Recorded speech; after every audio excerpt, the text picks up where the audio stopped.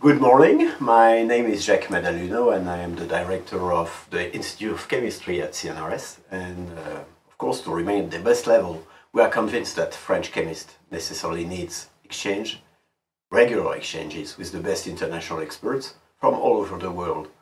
And to facilitate this mutual knowledge and promote intense exchanges, we have initiated an original program that we call Ambassador.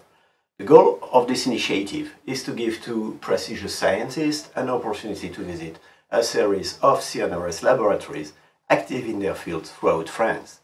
And this program, I think, will give a chance to our colleagues from the host laboratory not only to follow top-notch conferences in their field of expertise, but also probably to have good opportunities to present their work and discuss their results, as well as maybe establish privileged contacts with their guests and develop collaborations.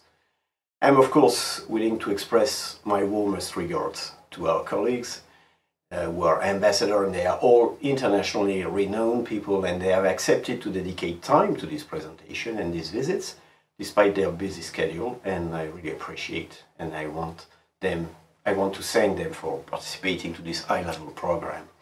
Thank you very much again, and I wish you a very good lecture.